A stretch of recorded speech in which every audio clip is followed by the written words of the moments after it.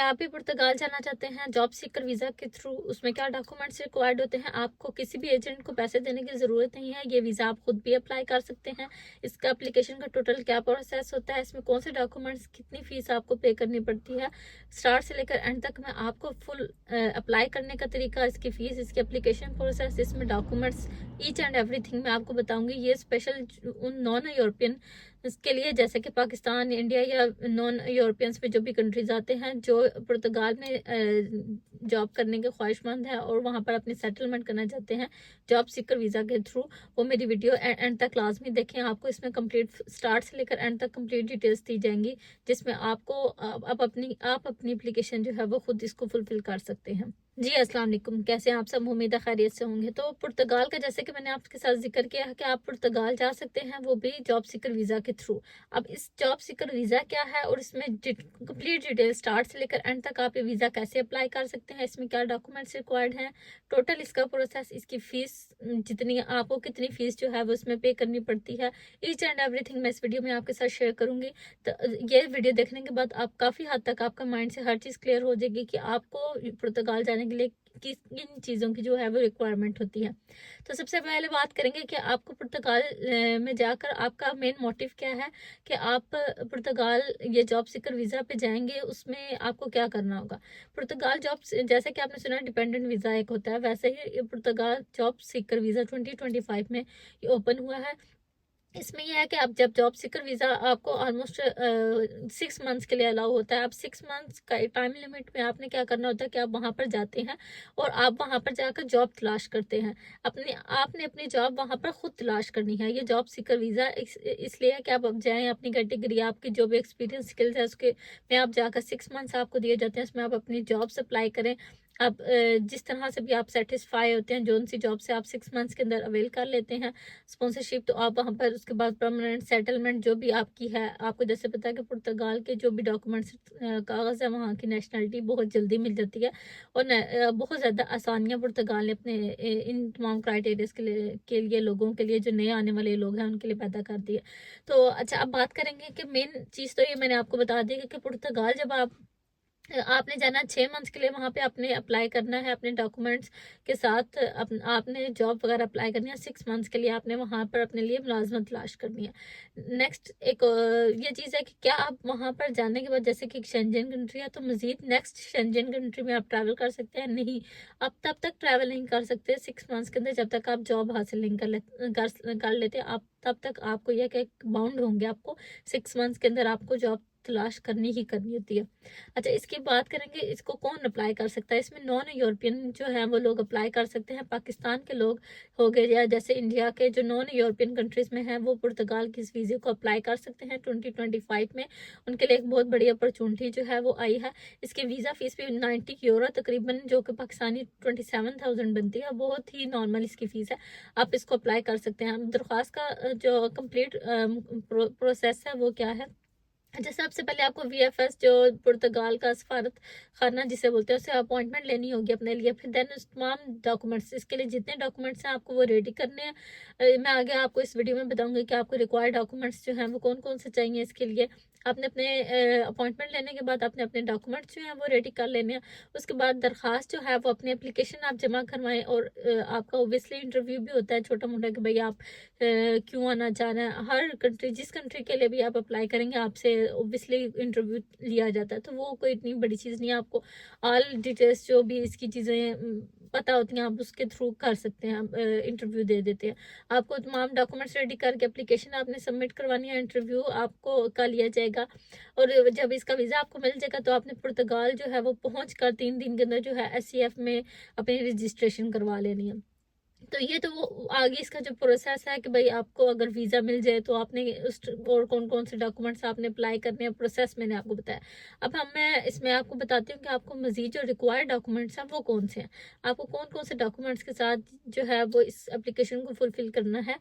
तो required documents इसमें आ जाते हैं कि आपका मुकम्मल जो है वो एक एप्लीकेशन जो फॉर्म होता है, इसका वीज़ा फॉर्म होता है, वो आप को इसके लिए चाहिए होता है सबसे पहले। उसके बाद आपको पासपोर्ट चाहिए होते हैं। पासपोर्ट जो है वो 6 मंथ्स तक पासपोर्ट की वैलिडिटी लाजमी होनी चाहिए, आप अगर पुर्तगाल का जॉब सीकर वीज़ा अप्लाई करने जा रहे हैं। 2025 में, तो आपको पासपोर्ट के 6 मंथ्स उसकी वैलिडिटी रहनी चाहिए। मतलब अगर वो उससे पहले एक्सपायर हो रहा है तो आप इस वीज़े के लिए अप्लाई नहीं कर सकते जब तक आपका इसकी 6 मंथ से ऊपर या 6 मंथ तक लाजमी इसकी वैलिडिटी होनी चाहिए।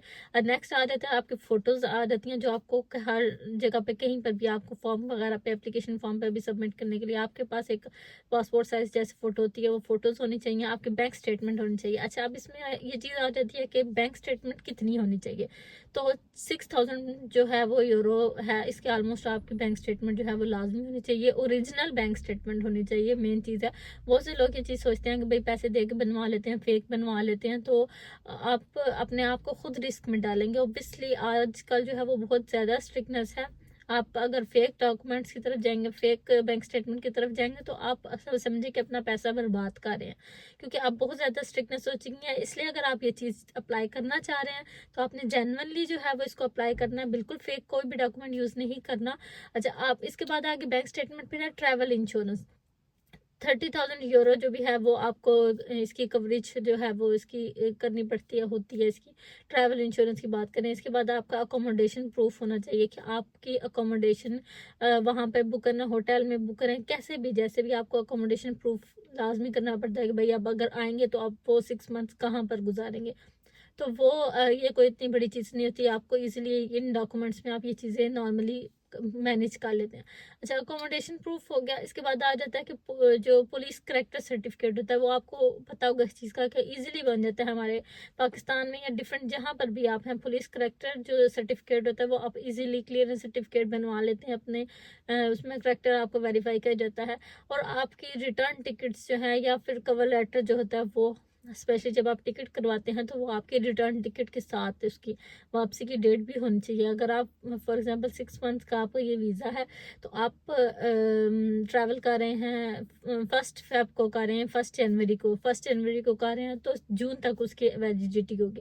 तो जून के अंदर 6 मंथ्स के अंदर अंदर आपने उसका रिटर्न टिकट भी लाजमी करवाना है, क्योंकि आपने अपने आप को सिक्योर जो है वो करना है। और जब आप वहाँ पर जाएंगे आपको जॉब मिल जाएगी तो वो चीज़ें फिर ऑब्वियसली मज़ीद ईजी हो जाएंगी और फिर आपको इतनी वो टेंशन नहीं होगी। बट यहाँ से जाने से पहले आपको ये चीज़ें सारी क्लियर करके ही जानी है।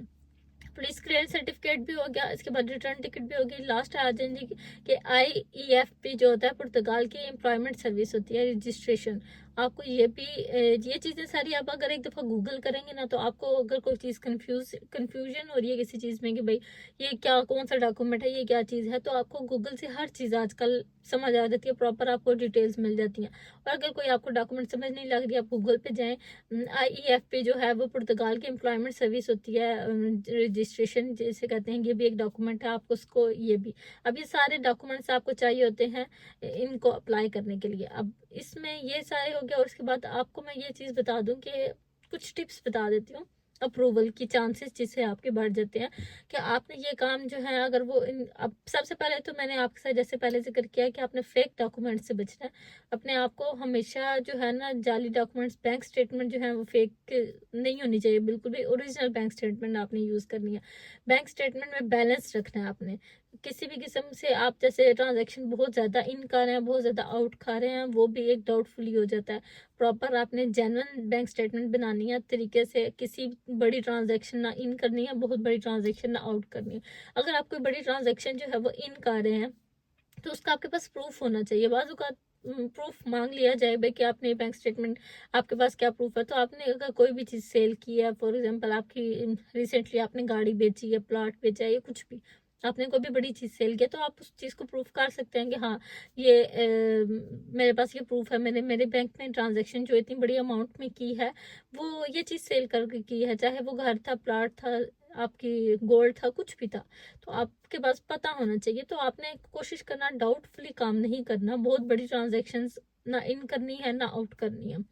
बैंक स्टेटमेंट में अपने किसी किस्म का जाली डॉक्यूमेंट्स, फेक डॉक्यूमेंट्स आपने यूज़ नहीं करने हैं। और अपनी सीवी जो है ना, ये भी एक बहुत बड़ी टिप है आपका जो अब वीज़ा अप्रूवल की, कि आपकी सीवी बहुत बेस्ट होनी चाहिए। सीवी बहुत मैटर करती है। मैंने पिछली वीडियोस में भी आपसे बोला कि आप जिस कंट्री के लिए भी अप्लाई करेंगे उस कंट्री के हिसाब से आप अगर सर्च भी करें ना गूगल पे तो आपको फॉर्मेट और प्रॉपर टेम्पलेट मिल जाता है कि किस कंट्री में किस तरह की सीवी जो है वो यूज़ होती है। अगर आप देखा जाए तो सीवी आप टोटल सीवी जो है पुर्तगाल की, जैसे जो भी वे होता है उसका क्राइटेरिया, उसके हिसाब से आपने सीवी जो है वो रेडी करनी है। बेस्ट सीवी आपकी होनी चाहिए, उसको करें। लेटर ऑफ मोटिवेशन लिखें अपना कि आप क्यों जा रहे हैं, आपको जॉब क्यों तलाश करना चाहते हैं आप, जैसे उसमें आप अपनी डिटेल्स बताएं कि आप क्यों मूव होना चाहते हैं। अगर यही चीज़ आपसे इंटरव्यू में भी पूछी जा सकती है तो आपके पास वैलिडिटी आंसर होना चाहिए कि आप क्यों मूव करना चाहते हैं, आप का क्या मोटिव है वहाँ पर जाने का। तो ये कुछ चीज़ें हैं जो आपके केस को और स्ट्रॉन्ग कर देंगी। अब नेक्स्ट है दरख्वास्त। जब आप एप्लीकेशन देंगे उससे पहले आपने VFS की जो वेबसाइट पर है हर रोज़ जो है ना वो आपने इसको एडिट्स जो है वो चेक करें, अपने एडिशन उसके प्रॉपर चेक करें। आप VFS की जो वेबसाइट है उसके ऊपर ख़ास तौर पर जाके आपने प्रॉपर इन चीज़ों को अप्लाई करने से पहले इन डॉक्यूमेंट्स पे पहले आपने रेडी करने हैं। डॉक्यूमेंट्स आपके बेस्ट होने चाहिए, आपके पास ये प्रॉपर डॉक्यूमेंट्स होंगे। फीस मैंने आपको बता दिया, बहुत मिनिमम फीस है इसकी।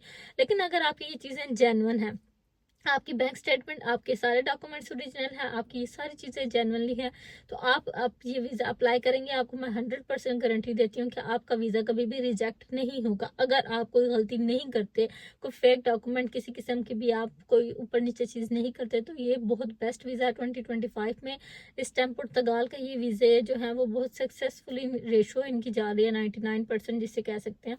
लेकिन अगर आप जेन्युइनली इसको अप्लाई करें, आपको किसी एजेंट को पैसे देने की ज़रूरत नहीं है, आप इसे खुद अप्लाई करें। सेम चीज़ अगर आप एजेंट से करवाते हैं, लाखों रुपए आप उनको देते हैं और सेम वे से आपका जो है वो काम हो जाता है। तो यही चीज़ें अगर आप कोशिश करें कि जेन्युइनली आप सारे डॉक्यूमेंट्स रेडी करें, अपनी बैंक स्टेटमेंट, जो भी चीज़ें चाहिए रिक्वायर्ड हैं, अच्छी अपनी CV बनाएं, आप खुद अप्लाई करें, आपको किसी को पैसे देने की ज़रूरत नहीं है।